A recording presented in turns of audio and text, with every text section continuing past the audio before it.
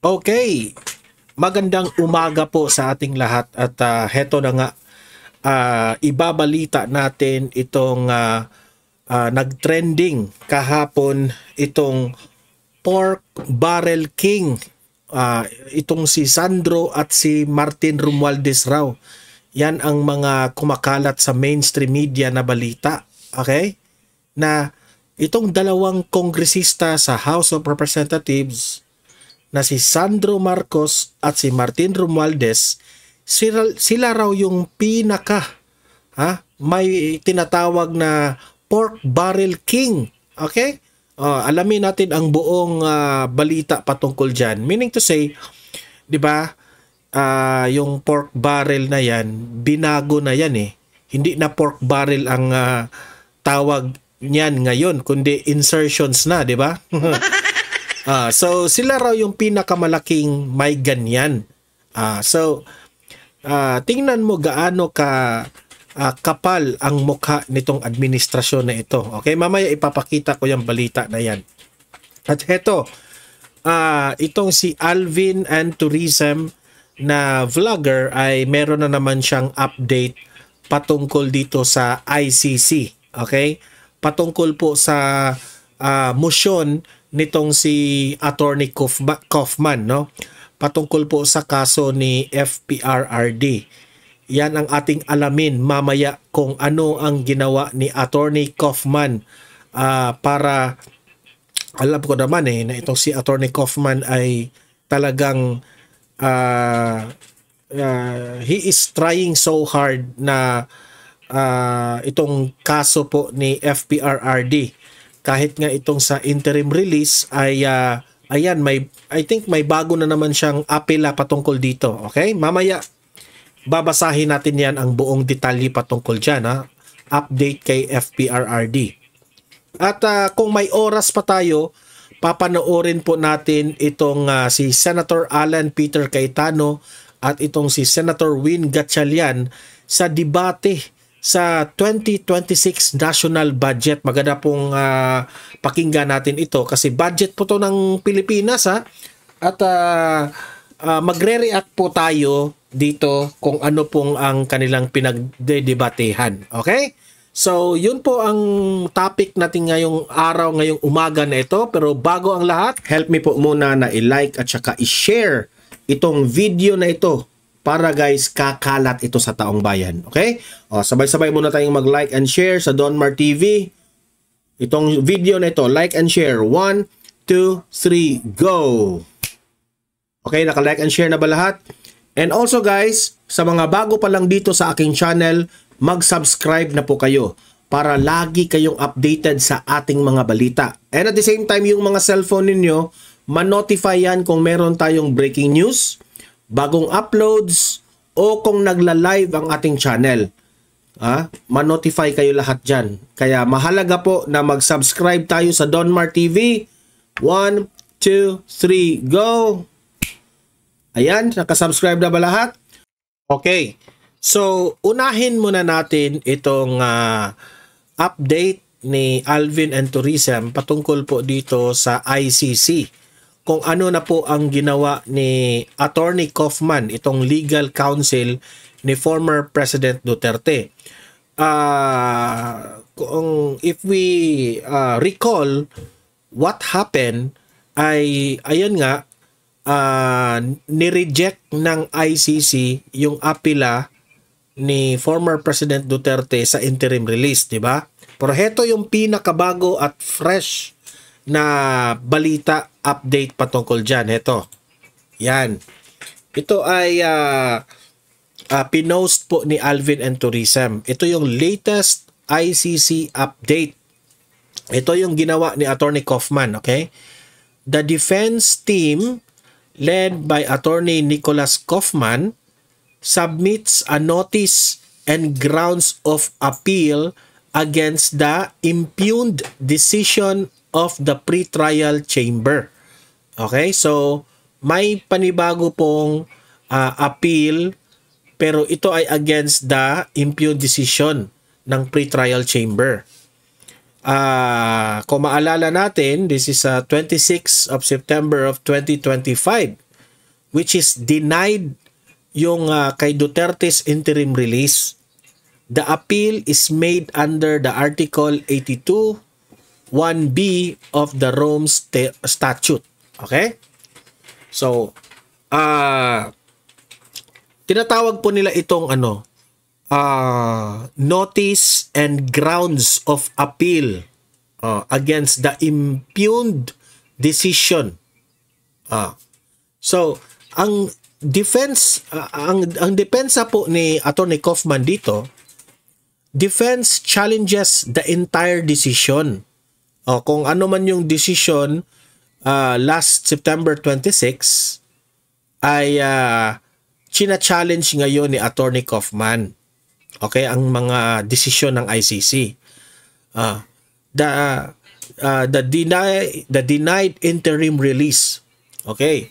So, claims errors of law and fact in the pretrial chamber's assessment. So, naniniwala po ang kampo ni Attorney Kaufman na meron pong error sa law and fact in the pretrial chamber's assessment.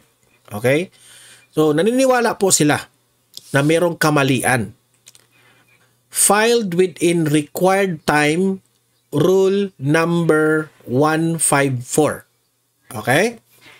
So, first ground of appeal. Ito na naman yung first ground of appeal of Attorney Kaufman. The impugned decision was insufficiently reasoned and the pretrial chamber premised its findings on risk factors, on speculation, and irrelevant consideration. Okay? So, meaning to say, hindi po nagugustuhan ng kampo ni Attorney Kaufman, no? Na ang findings po ng pretrial chamber ay speculation lamang at mga irrelevant na mga considerations. Ako nga, napaisip ako ng ganun eh. 'Di ba? Kasi para matatawag mo rin na hearsay yun, nasasabihin mo na may impluwensya pa si Duterte doon sa loob, ang dami pa niyang mga kaalyado doon. Parang, this is not based on facts. This is purely hearsay. Ito yung pag unawa ko, okay? The defense, which is sila Attorney Kaufman, the defense asserts that the risk findings are flawed because they rely on factors not materially linked to former President Duterte himself. Di ba? So, parang nagbabase po sila sa factors lamang. Pero kung laliman mo, ang kanila pong pinagbabasihan materially, wala po, hindi po nakalink kay former President Duterte. Sa totoo lang. Okay, ito yung second ground of appeal. The pretrial chamber failed to give sufficient weight to the proposed state guarantees and the conditions for release. So, ibig sabihin, ang pretrial chamber raw, sabi ni Attorney Kaufman, ay nag-fail po sila na magbigay ng mabigat na proposed state guarantees and conditions for release. Yun ang kulang nila. Okay? So, meaning to say, para sasabihin natin, bakit nyo hindi in-explain yan? Bakit kulang-kulang? Importante man itong state guarantees and conditions for release. Hindi nila na ibigay ito, ha? Yan ang ano ba yun? Nababantayan po ni Attorney Kaufman. So, itong pretrial chamber na ito, you should give a complete detail. Okay? Na dapat may garantiya po kayo sa estado ng Pilipinas. At ano yung mga condition sa mga pag-release? Wala silang ibinigay. Di ba? Parang ina-assume na nila na hindi na namin i-approve itong interim release. Ito pa. the defense claims the chamber abused its discretion by undervaluing powerful state-level assurance that could neutralize any risk. Okay? So, ibig sabihin, sa kampo nila former President Duterte kay Attorney Kaufman, ay inaabuso raw ang discretion by undervaluing the powerful state level assurances that could neutralize any risk. Meaning to say, para nang wala na, ina-underestimate na nila, di ba? Parang hindi na nila binigyan ng pansin rin ang power state ng Pilipinas. So, parang one-sided lang sila. Nasasabihin nila na, ay, wala na yan. Kapag si former President Duterte ay i-grant natin yung interim release, mataas talaga yung risk na hindi na yan babalik. Parang ganun ba? Hindi po nila na-neutralize. So, ito yung isa rin sa reklamo na ni Attorney Kaufman. Kita ko nga yung mukha ni Attorney Kaufman at that time, yung binanggit ito, parang nalulungkot siya. Nakita ko yung mukha niya. Third ground of appeal. The impugned decision failed to give sufficient weight to humanitarian consideration and objective medical evidence, and it did not consider the prejudice caused by the prolonged detention. Okay, so ibig sabihin, nagrereklamo rin si Attorney Kaufman na naniniwala siya na failed rin yung ginawa ng pre-trial chamber, na parang hindi nila binigyan ng importansya ang anong tawag dito? Ang makikita natin na kondisyon ni former President Duterte. Matanda na nga, di ba? Hindi man lang nila consider na matanda na ito. Kapag ito po ay naghihintay dito sa kulungan. Hindi pa nga, remember, wala pang charges si Tatay Digong. There is no charges yet. Naghahanap pa nga ng witness ang mga kalaban ni FPRRD. Kung tutusin nga, in-interim release na yan kasi wala pang charges si Tatay Digong. Tapos ang nakakasakit pa dito, hindi nila inisip na matanda na. May karamdaman, ang dami ng sakit, tapos kinukulong nila ng ganyan. So ito yung ibig sabihin ni Kaufman dito. Okay? Ang objective ng medical evidence, wala, binabaliwala nila. Hindi nila kinonsider. Ha?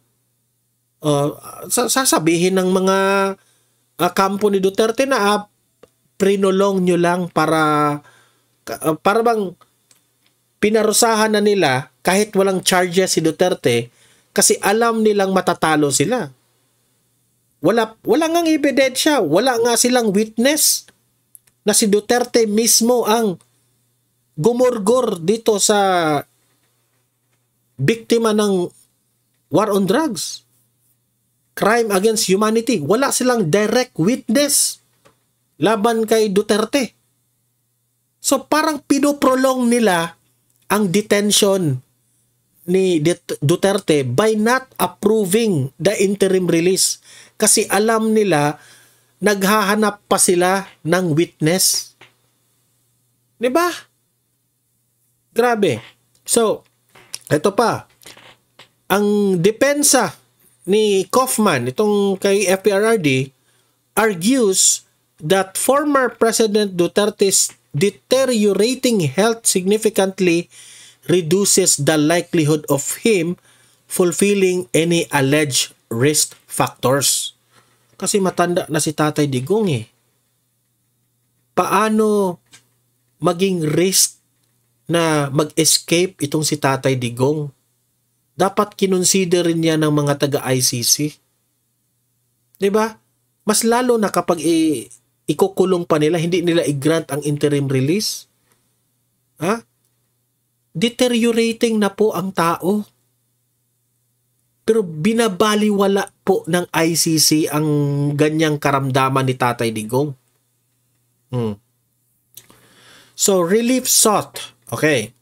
Reversal of the pretrial chamber's decision. Okay, gusto ni Kaufman reversal, no? Kung ano man ang nangyari sa September 26 na desisyon. Immediate interim release of former President Rodrigo Roa Duterte and release to the state that offered guarantees under the proposed terms and condition. Yan po ang gustong mangyari ni Attorney Kaufman. Kasi sa totoo lang guys, very unfair naman kay Tatay Digong yan. Imagine ha, ito yung hindi inisip ng mga kontrabidang loyalista at mga dilawan. Ito sina Attorney Conte rin. Yung Conte yung utak. Wala man kayong charges kay Tatay Digong. What are the charges? No charges because there is no witness. Walang witness. So sana magbigay na kayo ng witness. Kasi kung sa ganon wala kayong witness, there is no charges against Tatay Digong, dapat na interim release na ito. Ang hindi ko maintindihan ng ICC, bakit ginaganyan nila yung desisyon? So halata ba na ito kasing ICC na ito, wala na silang ibang kasong inaatupag, kundi ito na lang kay Tatay Digong. Kasi most of the countries sa buong mundo ay hindi na po naniniwala dito sa ICC. Si Bangag Marcos na lang ang tanging naniniwala dito sa ICC na ito. Kaya nga ang Amerika, di ba, kung matatandaan natin, tumiwalag rin sila sa ICC. Tayong Pilipinas, tumiwalag rin tayo sa ICC because we believe na itong ICC na ito, wala pong magandang naidulot itong ICC na ito. Panggulo lamang ito sa mga bansa. Diba? Kasi ang binibida nila, tumutulong raw sila sa mga bansa na yung walang kakayahan yung justice system. Bakit kayo nakikialam dito sa Pilipinas na gumagana man ang aming justice system? 'Di ba? Doon pa lang ang ICC, they failed already. Okay? So, anong masasabi nyo? Naging bias ba ang ICC? Mag-comment ha. Basahin natin ang komentaryo nyo patungkol po sa ICC. At heto ang pinakamatinding trending na balita ngayon. Ang pinakamalaking pork barrel king sa Kongreso ngayon ay si Sandro Marcos at si Martin Romualdez raw. Ayon yan ngayon sa mainstream media sa kanilang research. Heto, panoorin po ninyo itong balita na yan. Umabot sa 30 bilyong piso ang tinatawag na allocables ni na presidential son Sandro Marcos at former House Speaker Martin Romualdez. Ayon sa PCIJ, ito raw ang bagong muka ng pork barrel at ang dalawa ang alleged pork barrel kings. May sagot naman.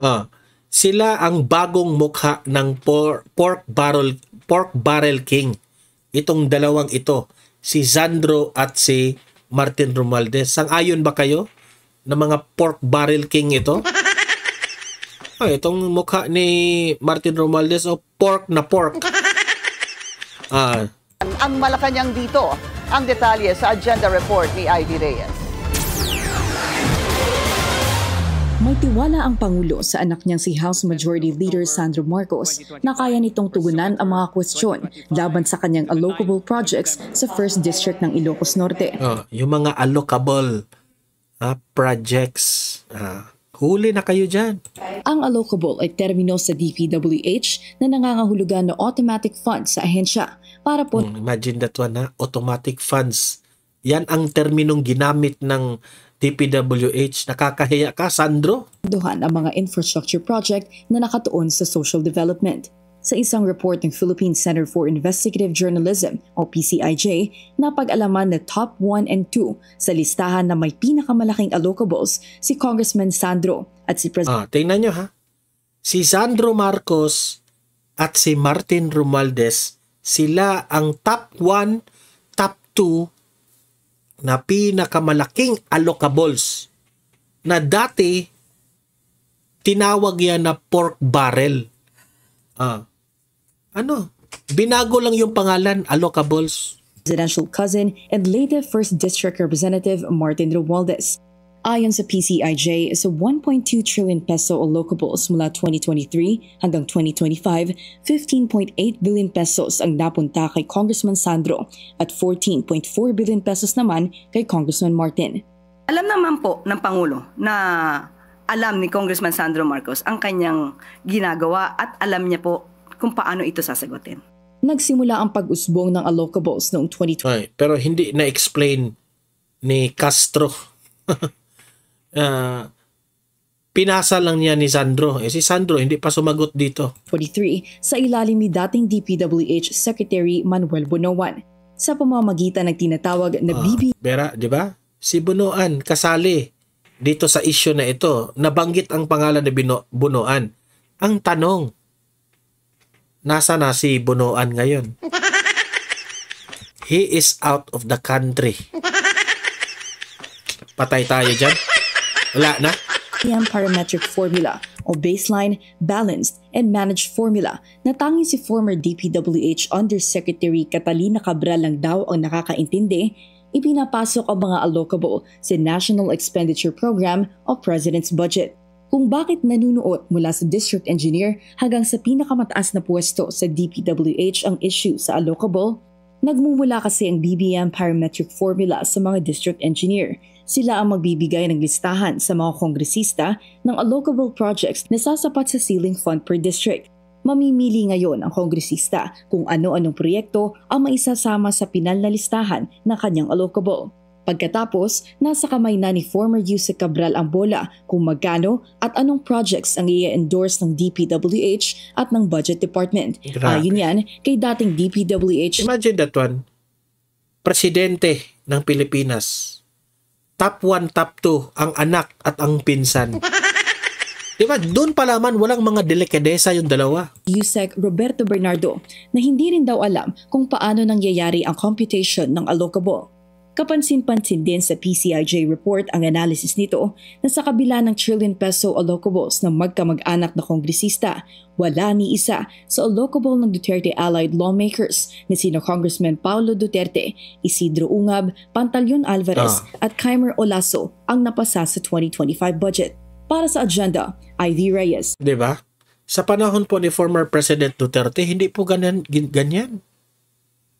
Ayaw nga ni Tatay Digong na yung kanyang mga anak ang magiging House Speaker dyan for delikadesa. Tapos ngayon, majority leader yung anak. Tapos ngayon, naging speaker yung pinsan. Sila pa yung top 2 na pinakamalaking allocables. Di ba? Walang mga delikadesa. So, maniniwala na ba tayo kay Zaldico? Na itong dalawa na ito ay malaking pera po ang kinulimbat? Yan ang tanong.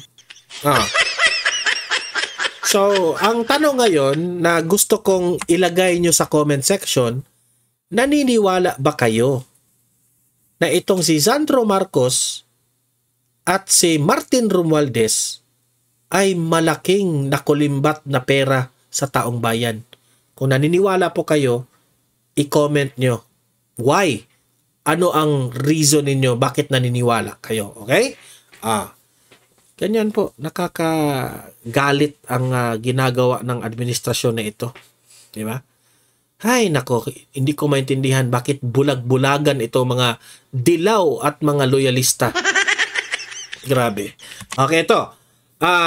Pakinggan natin ngayon ang National Budget ng Pilipinas 2026. Ang debate ni Cayetano at ni Win Gatchalian. Okay, dapat makialam rin tayo dito. Ito, panoorin natin. To the GAB. Yes, tama ho. Yes. So what we're talking about here today, the committee amendments, is the amendments to the committee report. Yung amendments po to the committee report will come in the form of individual amendments. Yes, so I'm Yes. clarifying, so there is no committee amendments. Wala po. Kasi Yes, yung committee report po is the committee amendments. So if there's no committee amendments, that means that none of our interpellation hit the spot. Because if many of the vice chairman, even the chairman, when we were making, so kung walang committee amendments ngayon, that means we went through the process, the 11 days, but we weren't really talking about it. And there was no committee meeting to discuss nga na walang committee actually amendments. Actually po, ang process, the committee report is the committee amendments. Kasi inamend ho ng committee yung General Appropriations Bill. So any succeeding amendments will come in the form of individual amendments. Let me correct that, Mr. President, and you correct me if I'm wrong. No, in local bills regarding taxes and appropriation bills, we have to wait for the House of Representatives. So based on their committee hearings, in this case briefing para hindi tayo mahuli, you submit a committee report. But when you submit the committee report, may period of interpellation. Yeah. After the period of interpellation, period of amendments. So dun sa period of amendments, meron pong committee amendments. Kung we have the Senate version, so hindi nyo ina-amend yung sa House. Kasi Senate version kaagad eh. So yes, you're correct that this summary here amended the House version, the GAB. But it did not amend your committee report. Because medyo lag po ang video pero pakinggan lang ninyo ang pinag-usapan nila sa audio, okay? Kasi importante marinig po natin yan eh. Mr. President, we agreed several individual meetings. You had caucus to not only rules and regulations of DNR, but because of going against nature.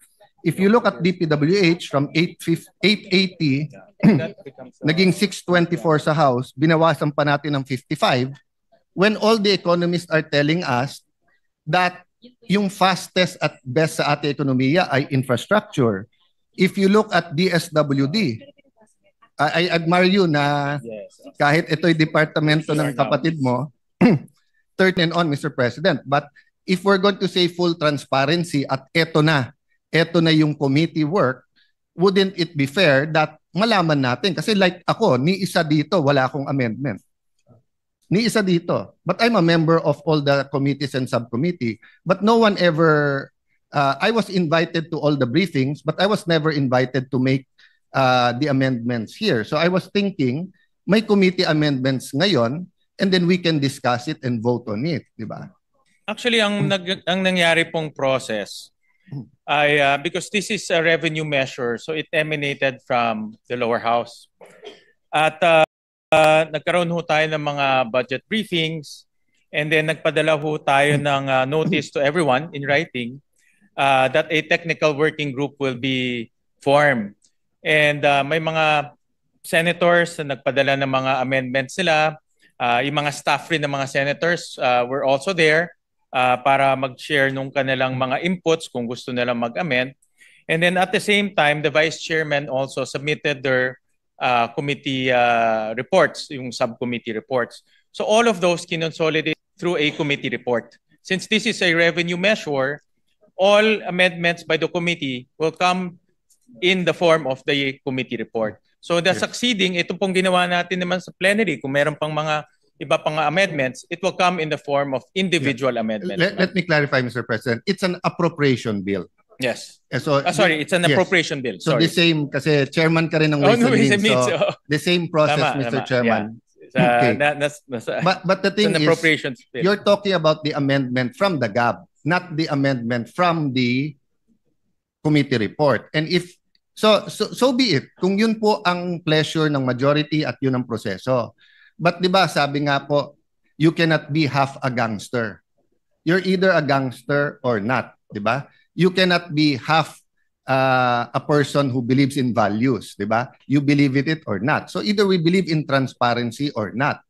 So if we're going to ask members now to propose their individual, maliliit 'yun eh. So hindi ba dapat malaman natin kung sino ang nag-propose ng mga to, at meron dito may advocacy na itaas yung intelligence fund ng ganitong agency, o kung justified yun, okay. Kung meron dito ang gusto itaas ang per day na pagkain ng preso, maganda din naman yon, di ba? So dapat alam natin kung sino yon. Kung meron dito sinabi DepEd hindi dapat state Q ang mas mataas ang increase, kasi for example, I agree education, pero 78B to DepEd and 9B sa state universities, medyo malayo. So I'd like to know who proposed this. 174 billion ang natira sa program. So that's what I'm saying. If we had a meeting after Friday or a caucus, we could have voted whether or not tingin natin may unprogrammed funds o hindi. But if it's your pleasure, we do that sa individual, that means you will allow us to, Mr. Chairman, I can move later on to take out the unprogrammed funds as an individual amendment. Is that correct, Mr. Chairman? Well, ang process po natin, dahil ngayon po ay submission ng mga amendments. So the committee will welcome yung mga individual amendments sa mga members natin. Last point, Mr. President, because I don't want to belabor. What I'm saying is that it's an extraordinary budget with extraordinary problems. So dapat extraordinary din yung solution. So ang problema, ipapakita natin sa tao yung maliliit natin amendments at kung sino nagpro-propose nito at kung tatanggapin o hindi. Pero yung kalalaking amendments, hindi nating i-reveal sa tao kung sino ang nag-propose. Actually ho, yung technical working group, doon ho natin pinag-usapan itong mga amendments. Inipon-ipon ho namin yung mga amendments, inipon-ipon ho namin mga recommendations. Marami ho tayong mga senador na nagpadala po ng kanilang mga recommendations. So doon namin inipon-ipon po yung mga amendments. And that's not a problem, Mr. President, if the committee met afterwards for the committee amendments. Kasi even if you look at the rules, amendment comes after the debate is closed. So lumalabas, baliwala yung 11 days natin na debate eh. Hindi naman. Kasi yung mga napag-usapan natin, like for example, maraming mga napag-usapan at gusto pang i-amend yung committee report, it will come in the form of individual amendments, Yes, which we will... but when it comes in the form of individual amendments, first of all, tatagal. So for example, if I have 100 amendments, and let's say 5 of them are important to me, I mean, life or death to me, I will ask for nominal voting. Pero kung nag-meet ang committee or may sistema ang committee na kung saan pinasok sa committee report, committee amendments, then we don't have to go through 100. That's why in the previous systems, Mr. Chairman, I'm trying to be brief, but trying to explain it well. So I apologize to our Senate President and Senate President Pro Temp and Senator Win, no? Kasi nga this is new eh. So before, ang sistema natin simple lang. So same system hanggang sa committee report, di ba? And then may interpellation tayo. Then sa interpellation, you talk to the vice chair. Then the vice chair talk to the chair, and then magsasubmit tayo, pwedeng in writing, pwedeng ano. And then, before mag-individual, papasok na natin kung ano sabihin yung committee. Pero hindi issue nun masyado yung transparency. Of course, to be fair kay Senator Lacson, ever since consistent siya. Nung meron pang pork barrel, tatanggalin niya yung isang para sa 24. Kapag may amendments na infra and he thinks it's pork barrel, he'll ask a question. So that's given. And some of us have similar advocacies sa mga binabantayan, di ba? Maglalagay ka dito, hindi dapat. Okay. But in general, yung proseso natin allowed our participation at every point in time and then through the leaders. But ngayon, hindi. Kasi ngayon, I'm not saying it's a bad budget, but ngayon, we're basically passing exactly the same committee report before the debates, despite many, many good points sa debate. And then, walang committee amendments. So, papasok na. So, you will have to excuse us if many of us have dozens of individual. Kasi nung araw, because may give and take na doon sa vice chairman at sa chairman, yung mga institutional changes na pag-uusap. Actually, importante itong pinagdidebatehan nila ha, kasi ito yung dito po naglalabasan po ang mga korupsyon ha, dito sa mga pinapasok nila mga amendments, ganon, ganyan. So, kinaklarify ngayon ni Senator Cayetano ha, kung ano ba talaga ang order nito. Para matuklasan natin kung sino yung mga nagpasok. Panyan, whether caucus, meeting, or dito. Ngayon, hindi. Actually ho, dahil nagpadala ho kami ng official letter for a technical working group, the intention was really to lahat ng mga amendments doon na mapag-usapan.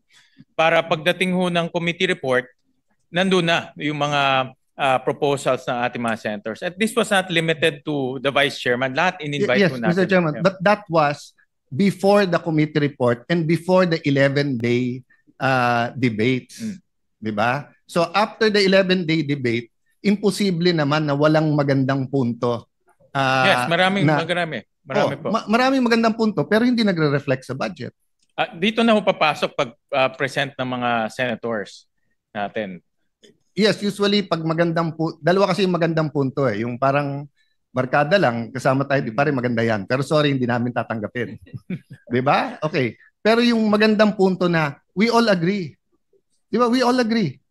So since we all agree, dapat palitan na yon. But let me yield first to former Senate President. He has on the same point daw may question daw po siya. With your permission, Mr. President. Before I recognize Senator Escudero, the distinguished minority there may have a valid issue, no? Except that the proposition that the 11-day period of interpellations will not serve its purpose is wrong, because the basis for our individual amendments precisely are our interpellations. Thank you.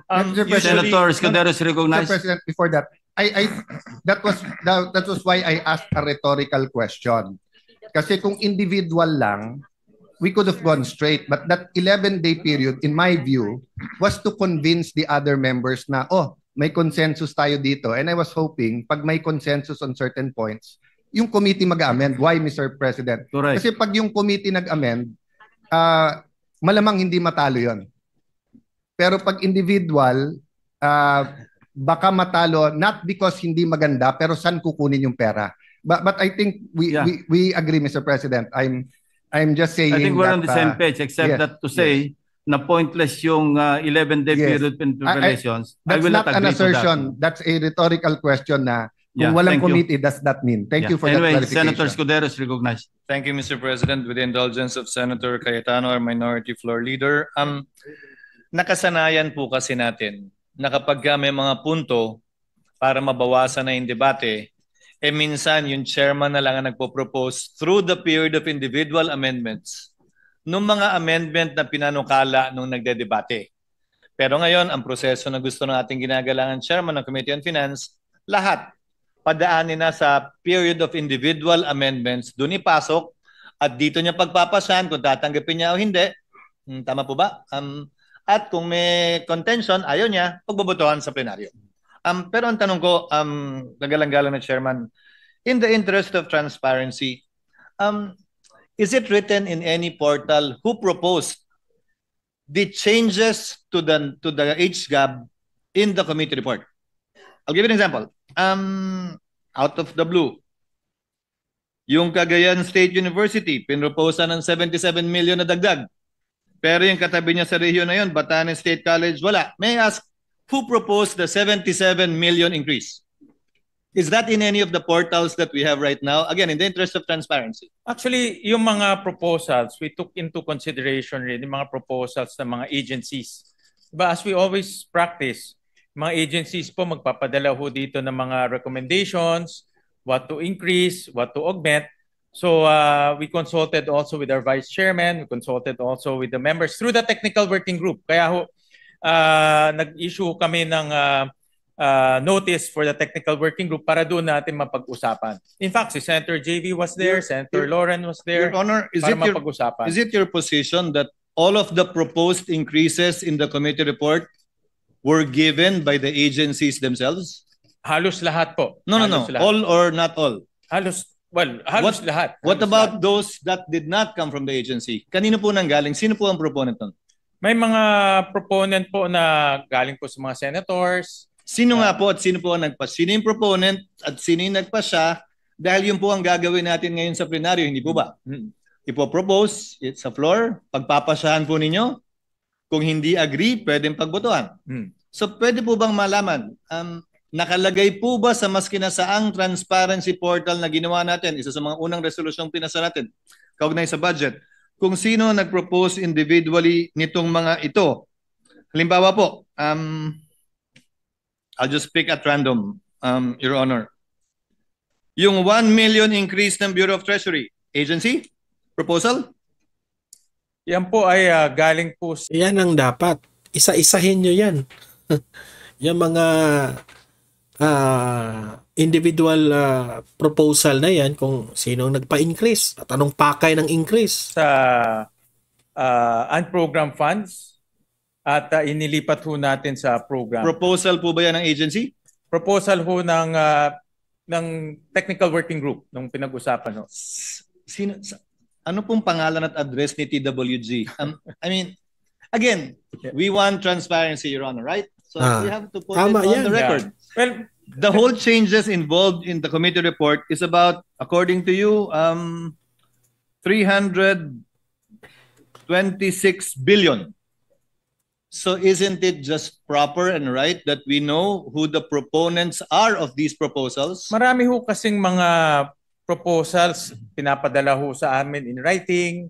In iba ho ay tinatry ho natin ma-accommodate by finding sources. So lahat naman ho yan in writing pinapadala ho Mr. Chairman, ulitin ko po ulit.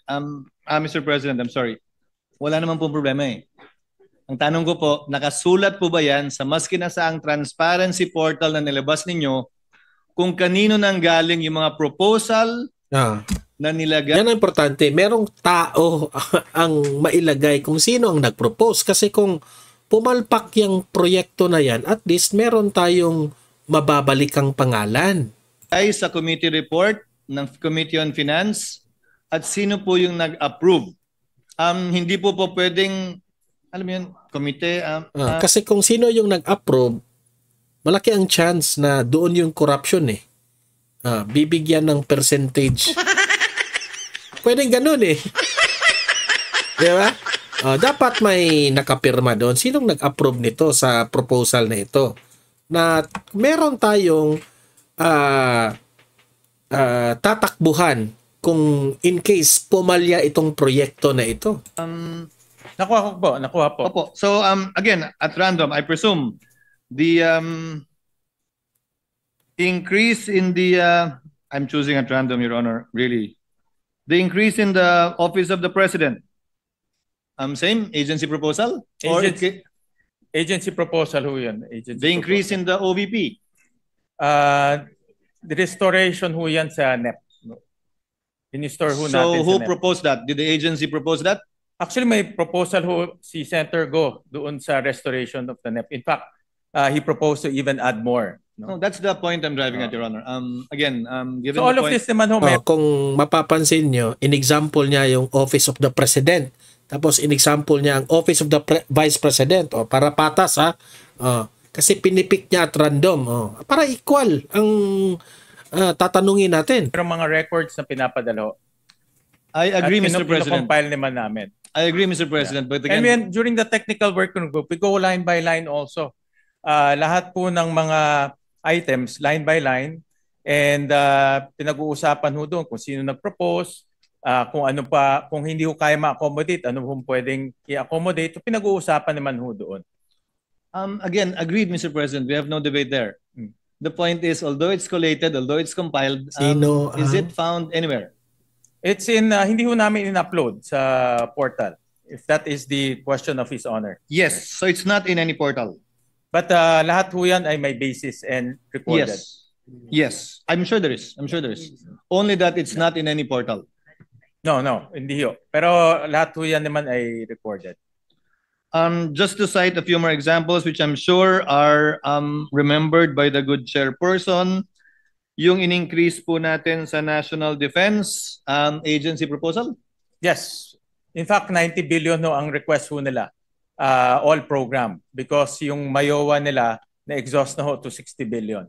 Agency proposal through a executive session. I noticed po na yung adjusted NEP sa DPWH, tinanggal na yung flood control. Yes. And still there was change of 38 billion. That's an agency proposal too? Yes. May pinadala ho sila yung CMPD.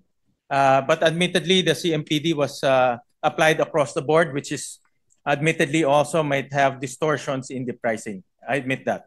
So it's by way of errata, in other words. Magpadala ho sila ng matrix ng CMPD. In fact, ang kanilang total computation is about 60 billion, but we couldn't find the 60 billion.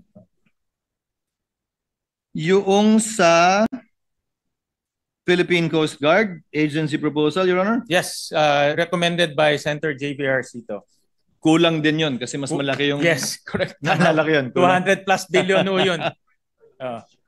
Recommended by the vice chairs, and also some senators also recommended themselves. During the Senator debates. Ba, maraming recommendation During even the like debates. the vice chairs. Yes, during the debates. And I also remember the technical working group. Doon ho sila nag-recommend. As a technical working group. I think just that, Mr. President, Your Honor. Again, for the interest of transparency, if you will... I hope na naiintindihan ng mga audience ko dito sa Donmar TV itong diniscuss nila. Kasi importante po nating malaman kung sino po ang nag-approve nitong mga increase na mga budget o itong mga binabawasan. Kasi po, malalaman natin kung sino ang tatakbuhan natin kapag ito ay pumalpak. Okay? So, ano ang opinion nyo patungkol dito sa national budget ng 2026? Magbabago na kaya? Wala na ba kayang corruption? I-comment nyo dyan ilatag nyo ang comment ninyo. At babasahin natin yan. Paki-like, paki-share itong video na ito At sa mga first time, subscribe na po kayo sa Donmar TV. Walang bayad ang subscription. Updated ka pa sa ating mga balita. See you in my next video. Have a great day. Have a great night. God bless po sa ating lahat. Mabuhay ang Pilipinas and God save the Philippines.